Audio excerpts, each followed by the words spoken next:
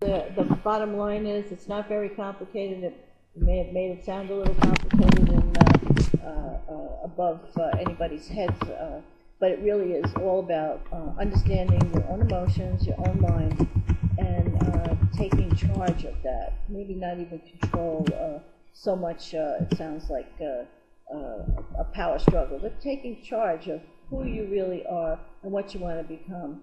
And having just starting that way brings you to a place where you have tolerance for yourself, forgiveness for yourself, and peace comes over you. And before you know it, that energy is so massive that you start having experiences that you never thought you can have before. And heaven on earth is here and now. Heaven and earth, that is powerful. You don't have to die to experience heaven. You can experience heaven right now within your own conscious state of being. Very powerful message.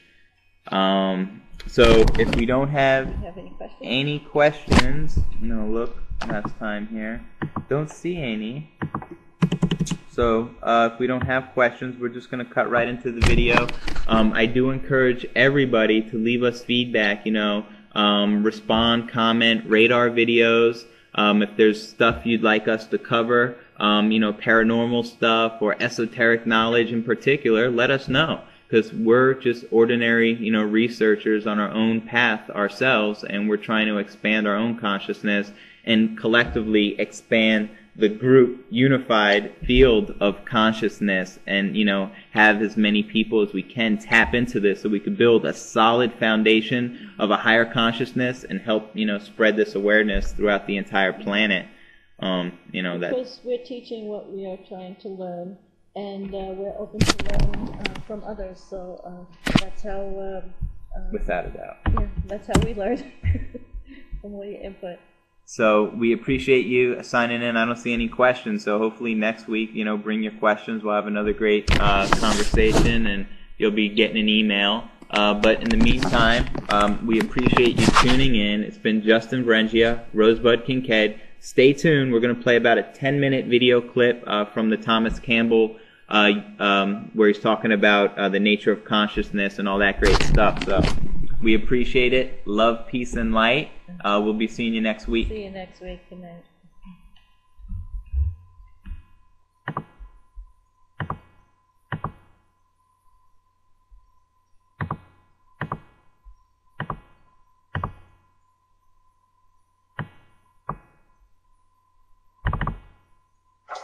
Okay, logical implications further. Could this have anything to do with UFOs? Well, I don't know for sure, because I'm not a UFOologist. I don't follow it. I'm not real interested in it. I really don't care a whole lot about UFOs one way or another. But it occurs to me that many of these UFO experiences could be explained. It explains the paranormal. It even explains theology. And by that, I don't mean it explains every detail in someone's theology. I mean, if you look at the fundamental things, the fundamental questions, those things that are functions of the nature of fundamental reality, that's what it explains. It explains all the fundamental questions. Okay, if you find things that it doesn't explain, then terrific. That means there's more exploration needs to be done, more data needs to be taken, and we have to enlarge the theory. If the theory just doesn't and can't be enlarged to explain it, then that means the theory is incomplete, that there's a bigger theory. And we're open to all of that. It just, we're looking to find holes, have not found any yet. All right. Question, what can an aware consciousness do?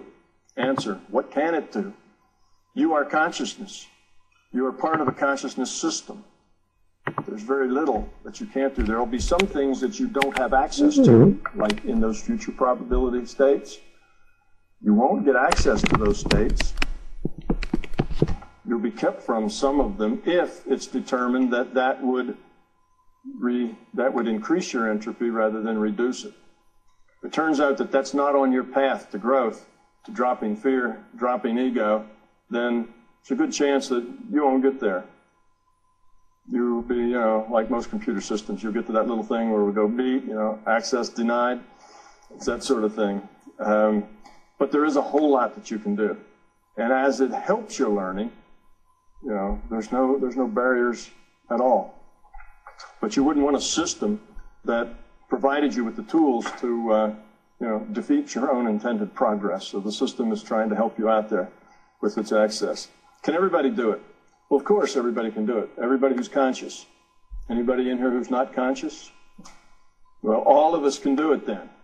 Okay? We can all do it. But no lawyers? Okay, but everybody doesn't do it. Why not? Sounds like fun, doesn't it?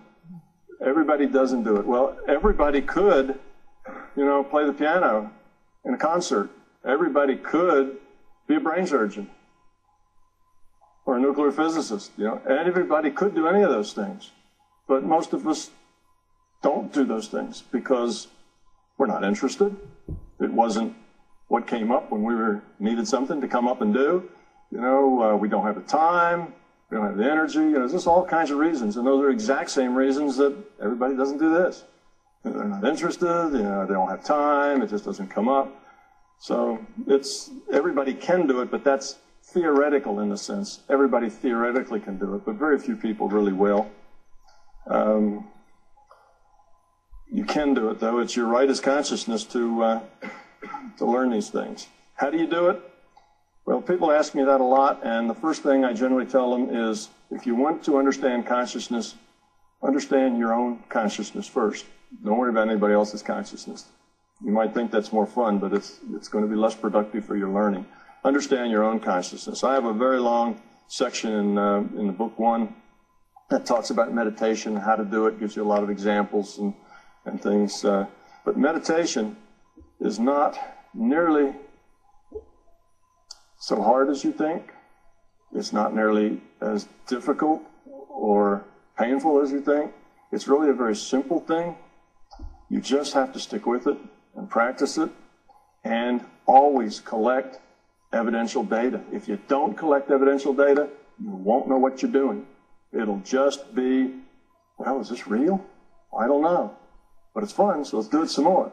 But that's rewarding in itself, but it doesn't get you anywhere in the long term. So while you're doing things, you have to always say, what can I do that produces some evidence I can follow up on?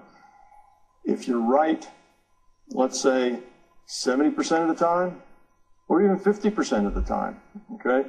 Find out what state were you in? What approach did you have when you were right that was different than when you weren't?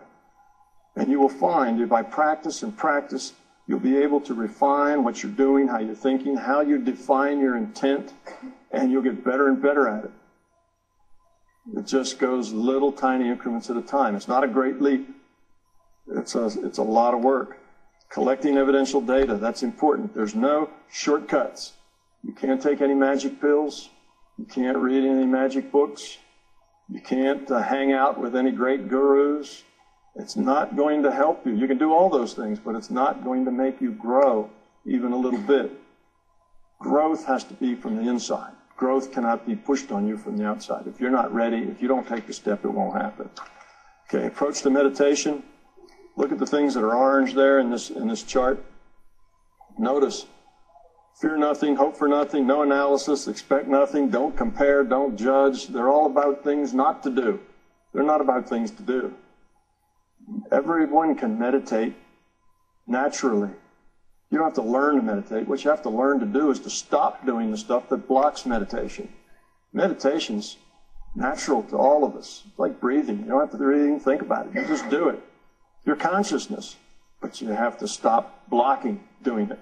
And you block it with your fear, you block it with your expectations, you block it when you constantly want to make it objective and you want to analyze it all the time. Well, what was that? And what did that mean? And was that real? And you get in there jabbering like that, it ruins your meditation. You can't do that. Just experience it. Be a scientist. Just do it and observe. Don't have any expectations about it. Don't be trying to go somewhere with it. Just observe. Okay. Now, this is where I was when I went out to Bob Monroe's. It's where you are now.